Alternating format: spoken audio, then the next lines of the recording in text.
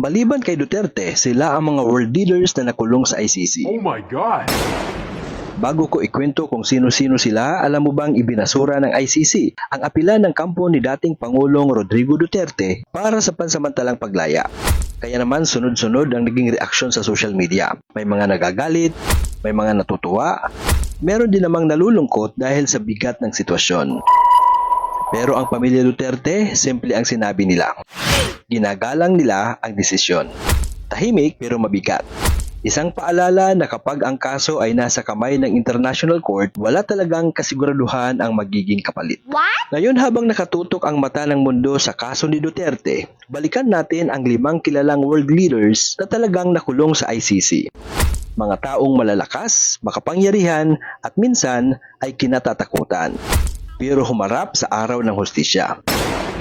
Una, si Laurent Gbagbo ng Cote d'Ivoire. Siya ay 80 years old. Si Laurent Gbagbo ay dating Pangulo ng Cote d'Ivoire. Isipin mo na parang dating presidente natin. Makapangyarihan, maraming taga-suporta at matagal na nakaupo sa pwesto. Noong nagkaroon ng malaking gulo pagkatapos ng halalan sa bansa nila, siya ay nasisi. Kaya dinakip siya at dinala sa ICC. Ilang taon siyang nakakulong habang naglilitis. Buti na lang, noong 2019, napawalang sala siya. Nakabalik pa siya sa politika. Pero ang ilang taon niyang pagkakakulong parang sampal sa sino mang pinuno na umaabuso sa kapangyarihan. Pangalawa, si Jean-Pierre Bemba ng bansang Congo. Siya ay 63 years old. Si Jean-Pierre Bemba ang dating vice-presidente ng Congo.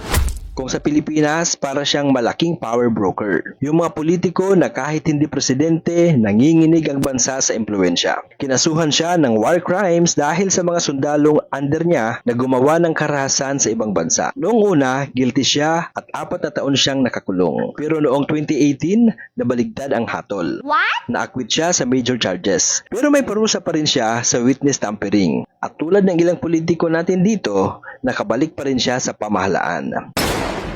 Pangatlo, si Bosco Ntaganda ng Congo at bansang Rwanda. 52 years old na siya. Si Bosco Ntaganda ay kilala bilang The Terminator, Rebel Commander at walang kinatatakutan. Oh my God! Kinasuhan siya ng ICC dahil sa matinding karahasan, mass killings, rape at child soldiers. Isa sa pinakamabigat na kaso sa ICC history. Noong 2019, sinintensyahan siya ng 30 years in prison. Hanggang ngayon, nakakulong pa siya. Isa ito sa pinakamahaba at pinakamatinding sentensya ng ICC. Kung iisipin, parang makwento noon sa Mindanao kung saan may warlords na kontrolado ang lugar. Kapag may armas at sundalo, madali talagang maabuso ang kapangyarihan. Pang-apat, si Dominic Ongwen ng bansang Uganda. Siya ay 50 years old. Si Dominic Ongwen ay may kakaibang kwento. Biktima noon pero naging salarin. Kinidnap siya bilang bata at napilitang sumali sa rebelde. Doon siya lumaki hanggang sa maging commander. Pero ang mga ginawa niya bilang leader ng LRA, gumawa siya ng rape, murder, child soldiers, napakabigat.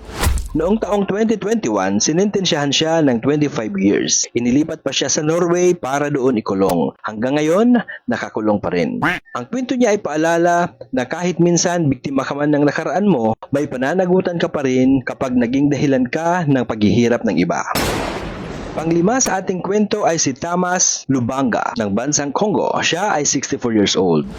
Si Thomas Lubanga ang kauna-unahang taong nahatulan ng ICC. Commander siya ng rebel group. Kinasuhan siya dahil sa paggamit ng mga batang mandirigma. Alam mo bang ginagamit niya ang kabataan sa gulo? Isa itong mabigat at masakit na katotohanan. Noong 2012, nahatulan siya ng 14 years. Natapos niya ang sentensya at nakalaya taong 2020. Parang mga kabataang Pilipino na nagagamit minsan sa maling gawain dahil sa impluwensya ng matatanda. Sila lagi ang unang naaapi.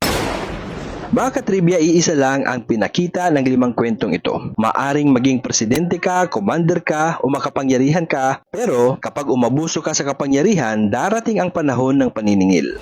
Sa kaso ni dating Pangulong Duterte, hindi pa tapos ang laban, pero ang kasaysayan ay may pattern. Kapag may bigat ang paratang, humahaba ang proseso, at madalas umaabot talaga sa accountability. Pero bakit nga ba natin itong pinag-uusapan? Ano nga ba ang moral lesson na dapat nating tandaan? Una, walang sinuman ang mas mataas sa batas. Kahit gaano kakalakas, may hustisyang naghihintay. Pangalawa, ang kapangyarihan ay hindi laruan. Kapag ginamit sa mali, buhay ng tao ang kapalit. Oh my God! At panghuli, ang kasalanan may hangganan, ang hustisya may oras. Maaring matagal, pero darating ang katotohanan. Bago natin tapusin ang kwentong ito, gusto muna kitang tanungin, bilang isang mamamayan, sang-ayon ka ba sa hatol ng ICC na hindi bigyan ng pansamantalang kalayaan si dating Pangulong Duterte? Mahalaga ang opinyon mo, kaya isulat mo na sa ibaba.